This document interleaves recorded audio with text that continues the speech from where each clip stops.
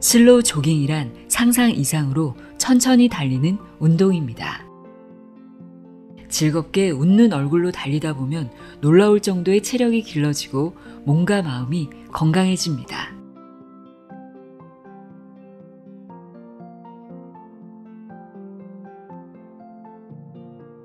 안녕하세요. 나의 소리책갈피 소리내어 읽다입니다. 운동이라고 하면 왠지 힘들고 해야 한다는 생각만 들어 괜히 부담스러울 때가 있죠. 그런데 싱글벙글 웃으면서 할 수 있는 운동이 있다면 어떨까요? 그런 운동이 있더라고요. 바로 슬로우 조깅입니다. 요즘 러닝과 함께 큰 인기를 끌고 있는 운동인데요. 오늘 소개해드릴 책은 슬로우 조깅의 창시자 다나카 히로아키의 슬로우 조깅입니다. 저자는 의학 박사이자 생리학자로 일본 후쿠오카 대학 스포츠과학부 교수이자 신체활동연구소 소장 등을 역임했습니다. 46세부터 직접 슬로우 조깅으로 건강을 관리하며 마라톤 기록까지 향상시켰다고 합니다. 이 책은 달리기는 숨차고 힘들다는 고정관념을 완전히 바꿔주는데요. 복잡한 이론 대신 그림과 일러스트로 누구나 쉽게 따라할 수 있는 방법을 알려줍니다. 슬로우 조깅의 핵심은 단 하나. 숨이 차지 않고 웃는 얼굴을 유지할 수 있는 속도로 달리는 것. 저자는 그 속도를 싱글벙글 속도라고 부릅니다. 듣기만 해도 기분이 좋아지지 않나요? 좁은 보폭으로 발바닥 앞부분으로 착지하며 아주 천천히 달리는 이 운동은 무릎과 관절의 부담을 줄이고 혈액순환과 뇌 기능을 동시에 활성화시킵니다. 꾸준히 실천하면 체중 감량은 물론 고혈압, 당뇨병 같은 생활습관병 예방에도 효과가 있다고 합니다. 게다가 기억력과 집중력까지 높아진다고 하는데요. 그야말로 몸과 마음이 함께 젊어지는 운동입니다. 저도 이 책을 읽고 슬로우 조깅을 해봤는데요. 달리기는 정말 자신 없던 저도 이건 전혀 어렵지 않더라고요. 걷는 것보다 확실히 운동 효과가 느껴졌습니다. 그리고 한 가지 더 좋은 점은요. 우리가 하루 동안 웃는 시간이 생각보다 많지 않잖아요. 그런데 슬로우 조깅을 하면 자연스럽게 매일 웃는 습관을 갖게 됩니다. 입꼬리를 올리고 달리다 보면 몸도 마음도 점점 밝아지는 걸 느낄 수 있는데요. 그저 웃는 얼굴로 달리는 것만으로도 기분이 좋아지는 운동이 바로 슬로우 조깅이더라고요. 그럼 지금부터 슬로우 조깅은 어떻게 하면 되는지, 주의할 점은 없는지, 어떤 효능이 있는지, 슬로우 조깅의 모든 것을 함께 알아보겠습니다. 다나카 히로아키의 슬로우 조깅 내용의 일부를 읽어드립니다. 들어보세요. 세상의 모든 지혜를 읽어드리는 소리내어 읽다. 구독과 좋아요, 공유는 큰 힘이 됩니다.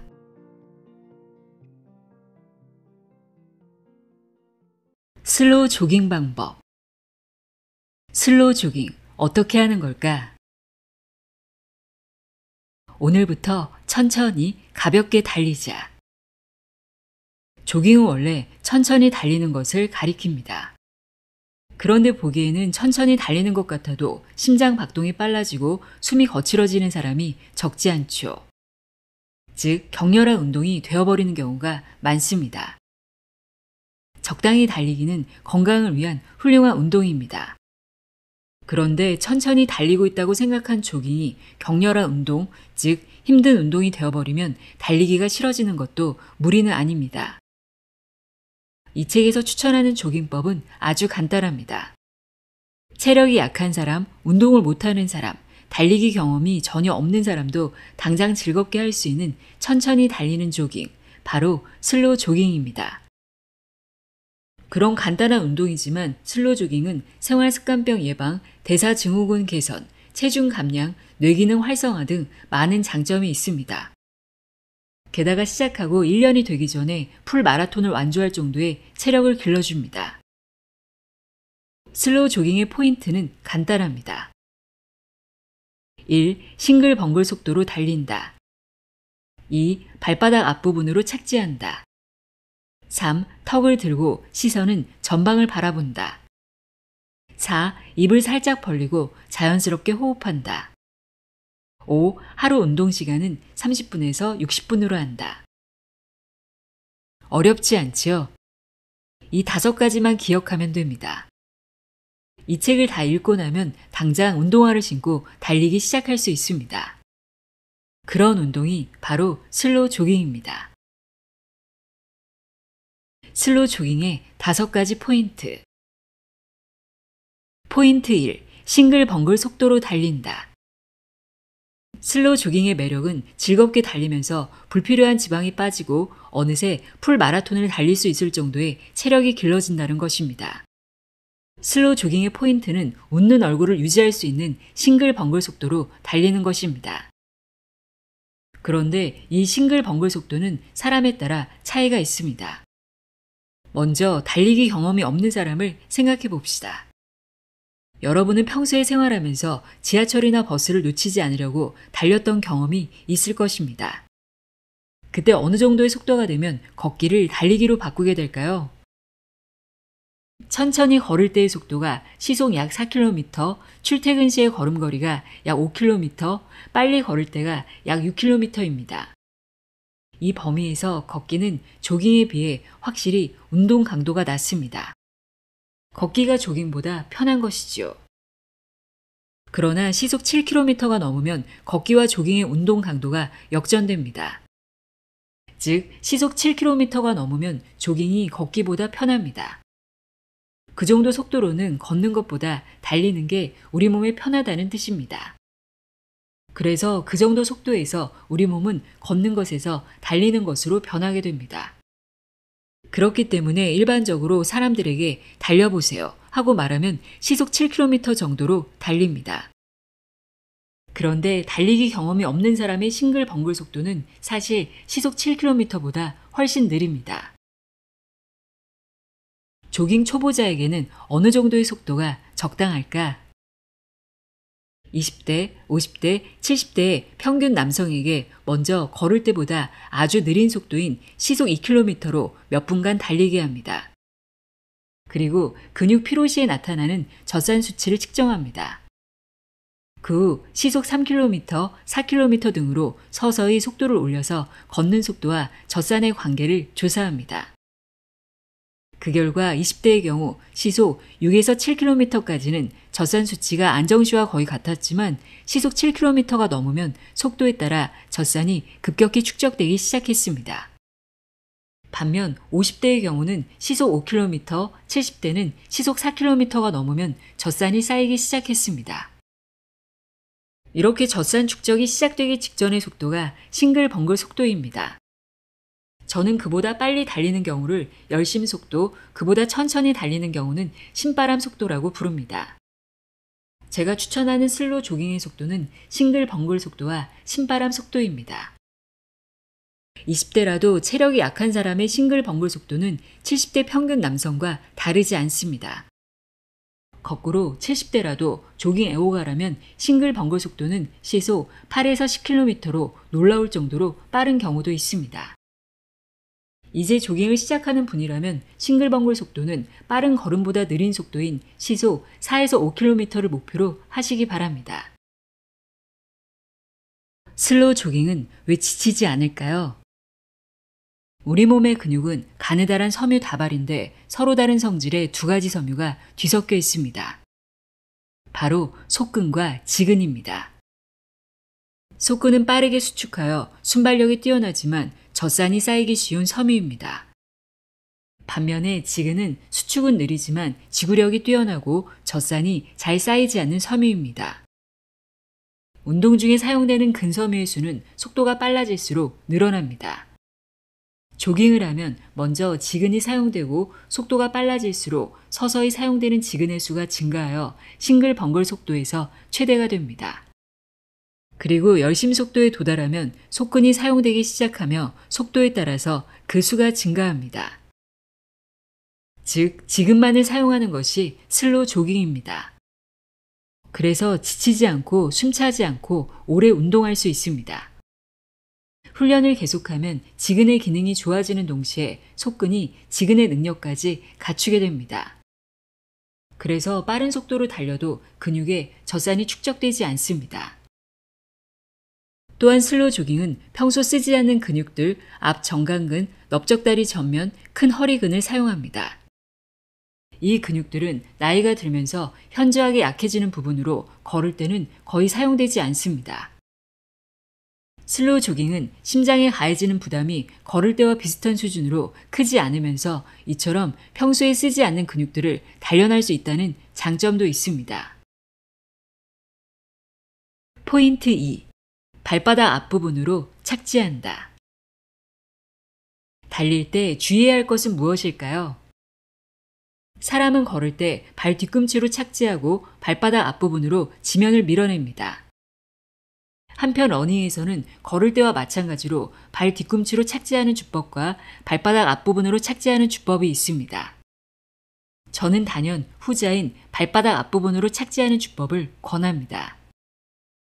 시험 삼아 제자리에서 점프를 해봅시다. 먼저 도약할 때와 착지할 때 모두 발바닥 앞부분으로 합니다. 다음에는 발 뒤꿈치가 지면에 닿은 상태에서 점프하고 착지해 봅니다. 발 뒤꿈치가 지면에 닿은 상태로 점프하면 발바닥 앞부분으로 점프할 때에 비해 높이 뛰어오를 수 없다는 걸 알 수 있을 것입니다. 발바닥 앞부분으로 점프할 때는 아킬레스건을 스프링으로 활용해서 뛰어오르기 때문에 높이 뛸 수 있습니다. 발 뒤꿈치로 착지한 경우 몸에 상당한 충격이 가해집니다. 달리기 할 때 받는 충격 압력을 비교하면 발 뒤꿈치 착지는 발바닥 앞부분 착지보다 3배나 충격이 큽니다. 그렇기 때문에 발바닥 앞부분으로 착지하는 것이 부상의 위험성을 낮출 수 있다는 장점도 있습니다. 팔의 움직임은 크게 의식하지 않아도 됩니다. 팔꿈치를 약 90도 각도로 구부리고 손은 가볍게 달걀을 잡듯이 살짝 주먹을 쥐고 어깨에 힘을 빼고 팔을 앞뒤로 가볍게 흔들면 됩니다. 다리는 어떻게 움직여야 할까요? 달릴 때의 자세는 머리끝부터 발바닥 앞부분까지를 고든 기둥으로 상상하고 그 기둥을 앞으로 살짝 기울이는 모습을 상상해서 몸을 앞으로 기울이는 자세를 만듭니다. 그리고 아킬레스건을 스프링으로 활용해 낮게 점프하고 발바닥 앞부분으로 착지합니다. 낮은 점프를 반복하는 것이어서 발로 지면을 찰 필요가 없습니다. 이렇게 하면 좁은 보폭으로 종종 걸음으로 달리게 됩니다. 예를 들어 시속 3km로 달리면 보폭은 10cm 정도가 됩니다. 매우 좁지요. 제가 소속한 학부, 후쿠오카 대학 스포츠과학부의 입학시험 중에는 50m 달리기 실기시험이 있습니다. 그 시험을 감독하면서 골 지점에서 보면 하나의 레일 위 일직선상을 달리는 사람이 있고 2개의 레일 위를 달리는 사람이 있습니다. 일직선 위를 달리는 사람은 보폭을 크게 해서 달리려고 하는 듯합니다. 그런데 흥미로운 사실은 기록이 좋았던 사람들 대부분이 2개의 레일 위를 달린 사람들이었다는 점입니다.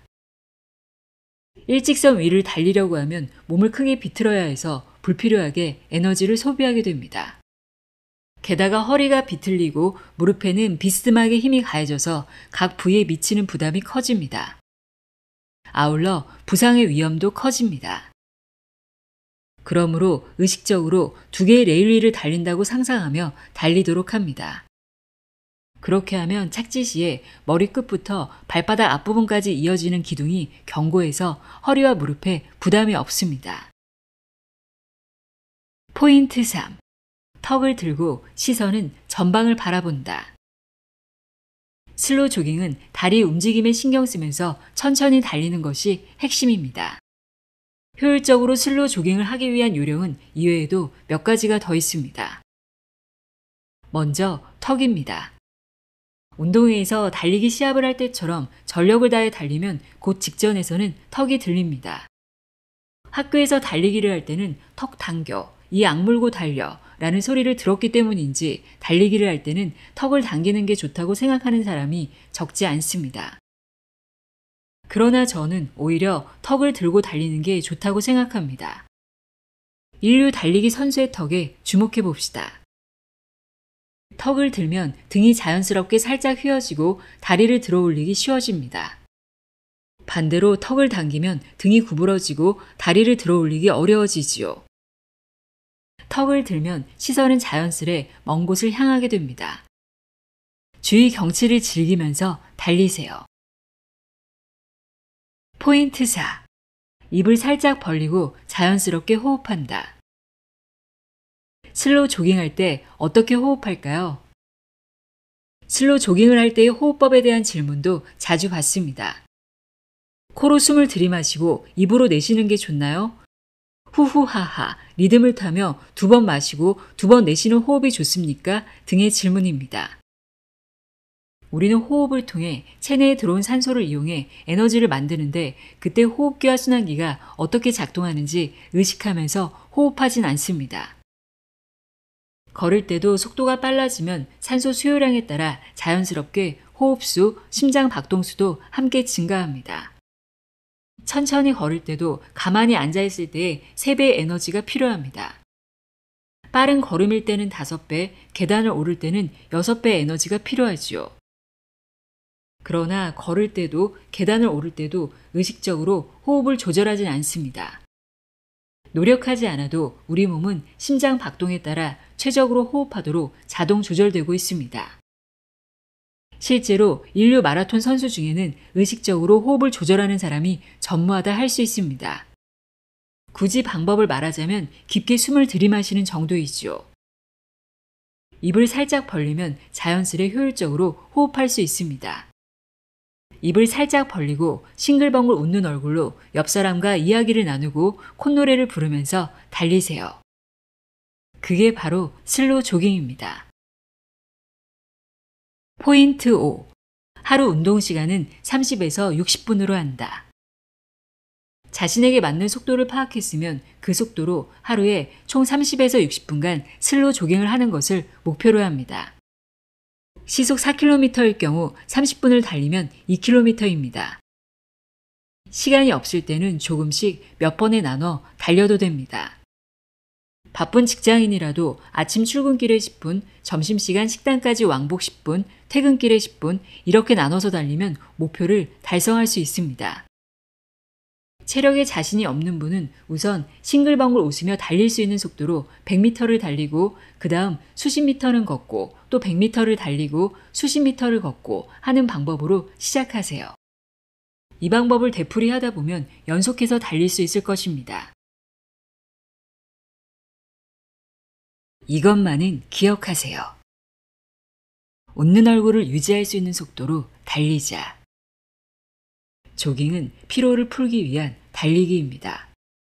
따라서 아무리 천천히 달려도 젖산이 축적되어 힘들다고 느껴진다면 조깅이라고 할 수 없습니다. 어릴 때는 시속 8km 정도로 달려도 젖산이 거의 쌓이지 않습니다. 그러나 어른이 같은 속도로 달리면 운동선수가 아닌 이상 젖산이 상당히 쌓입니다. 자신이 생각한 것보다 훨씬 천천히 달리는 것이 슬로우 조깅입니다. 저는 고령자 분들에게는 슬로우 조깅을 할 때 보리발길을 상상하라고 말씀드립니다. 무릎을 가볍게 올려서 제자리 뛰기를 하다가 우선 10cm 보폭으로 달립니다. 부담 없이 달릴 수 있다면 조금씩 보폭을 넓힙니다. 그렇게 하면서 웃는 얼굴을 유지하며 옆 사람과 이야기를 나누거나 콧노래를 부르며 기분 좋게 달릴 수 있는 자신의 속도를 찾아보세요. 슬로우 조깅의 효과. 내 몸과 뇌가 이렇게 달라진다. 슬로우 조깅은 지구력을 높여 질병의 위험성을 낮춘다. 미국과 캐나다에서 실시한 매우 흥미로운 연구가 있습니다. 대사증후군에 걸린 많은 수의 사람들을 대상으로 미리 지구력을 측정하고 그 후 5년간의 사망률과 지구력의 상관관계를 조사한 연구입니다. 그 결과 똑같이 대사증후군에 걸렸어도 지구력이 낮은 사람일수록 사망률이 높다는 것이 밝혀졌습니다. 지구력을 결정하는 것은 근육이 얼마나 피로를 덜 느끼는지, 심장이 얼마나 강한지, 혈관이 얼마나 부드러운지 등입니다.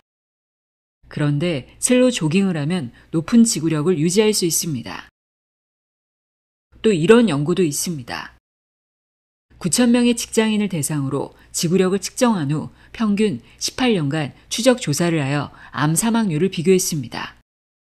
지구력이 낮을수록 암 사망률이 높아지는 것은 명백합니다. 사실은 지구력을 높이는 슬로우 조깅 같은 운동은 면역력을 높여줍니다. 그리고 슬로우 조깅을 하면 변비도 개선되는 특히 여성들에게 반가운 이점도 있습니다.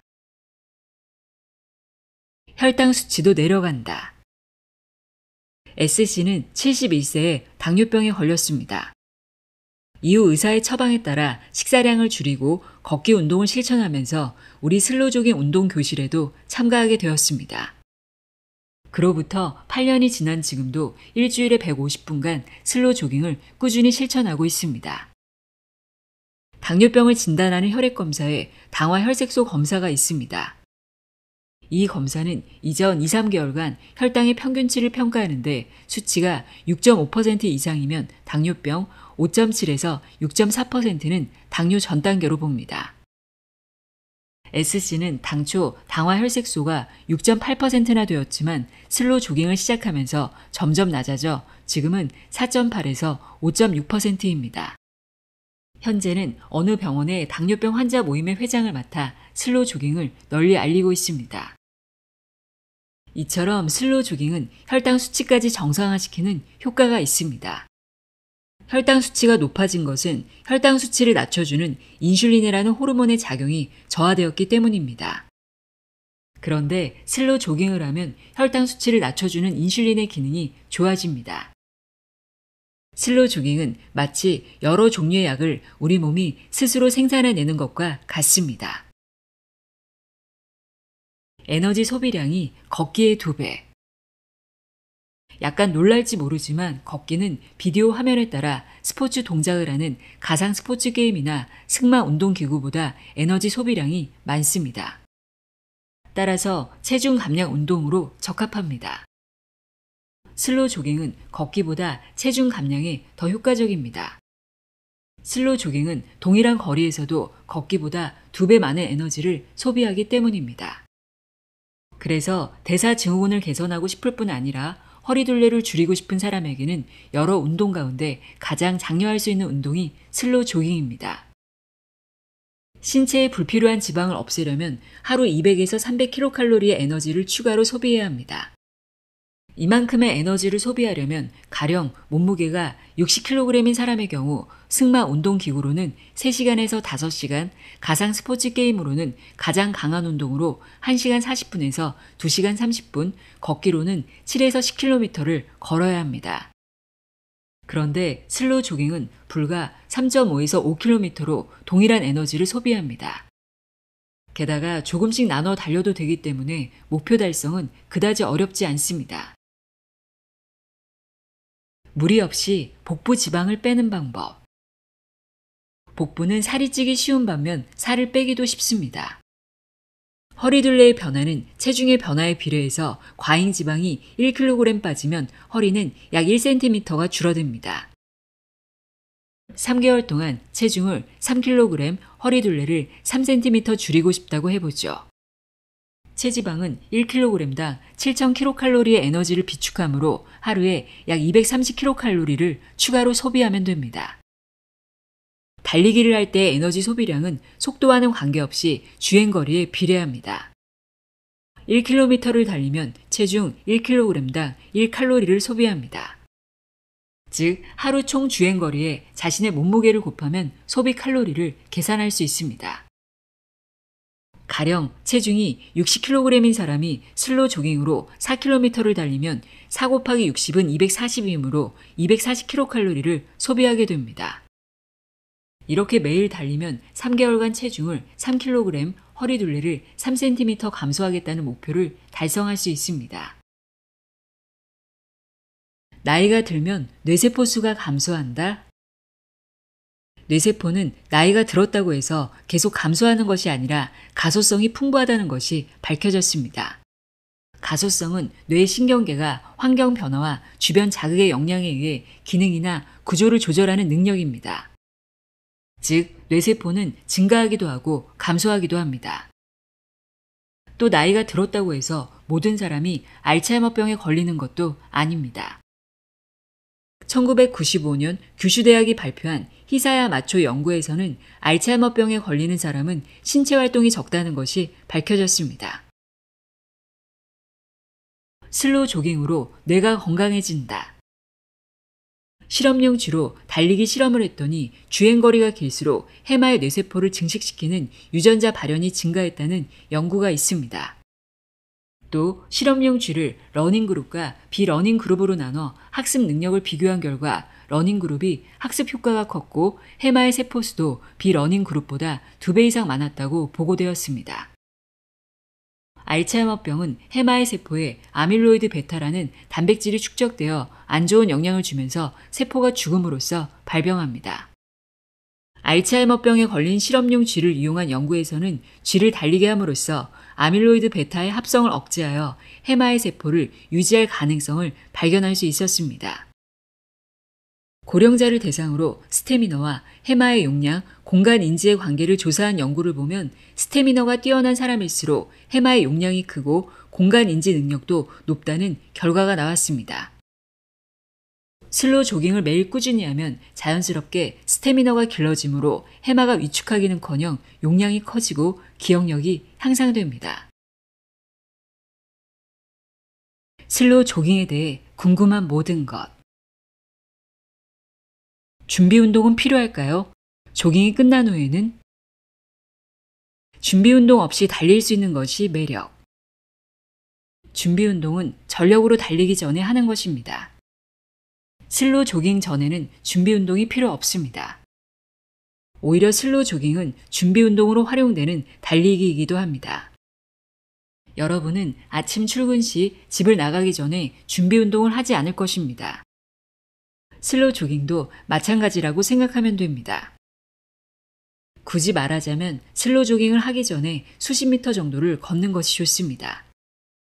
그리고 천천히 달리기 시작하면 그것으로 충분합니다. 어떤 신발을 신으면 좋을까요? 발바닥 앞부분 착지에 적합한 신발을 고른다. 슬로우 조깅에는 굽이 낮고 발바닥 앞부분 착지에 적합한 신발을 고르는 것이 좋습니다. 실제로 신어본 다음 발가락이 끼지 않고 편하게 발을 움직일 수 있는 볼이 넓은 타입을 고르도록 하세요.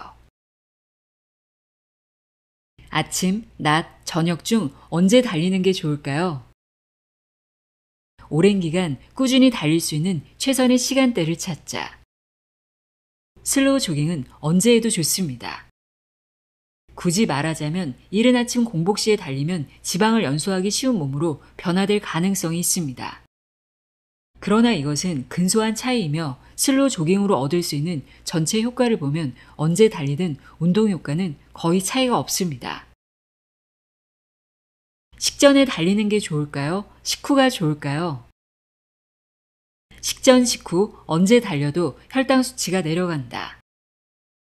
식전에 달리면 몸이 혈당을 흡수하기 쉬운 상태에 있기 때문에 빠르게 혈당 수치가 내려갑니다. 한편 식후 30분 정도 지나서 달리면 식사의 영향으로 인슐린이 분비되기 쉬운 상태라서 역시 빠르게 혈당 수치가 내려갑니다. 즉, 식전, 식후 언제 달려도 혈당 수치를 낮추는 효과가 있습니다. 좀 더 빨리 달리고 싶어지면 지근으로 달릴 수 있는 범위에서 속도를 올리자. 슬로우 조깅을 시작하고 몇 주가 지나면 맨 처음 달리기를 시작했을 때와 같은 속도로는 만족할 수 없게 될 수 있습니다. 빨리 달리고 싶은 것은 당연하므로 조금 속도를 올려봅니다. 단, 호흡이 거칠어지지 않도록 심장 박동이 빨라지지 않도록 주의해야 합니다. 속근이 쓰이기 시작하면 호흡이 거칠어지고 심장 박동도 빨라집니다. 슬로우 조깅을 할 때는 가능한 한 속근을 사용하지 않는 주법으로 달려야 합니다. 빨리 달리고 싶어져도 이전만은 거듭 주의해서 속도를 올리도록 합니다.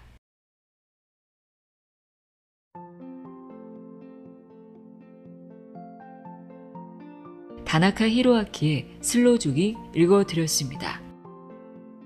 여러분도 오늘부터 싱글벙글 속도로 천천히 달려보시는 것 어떨까요? 오늘도 함께 해주셔서 고맙습니다.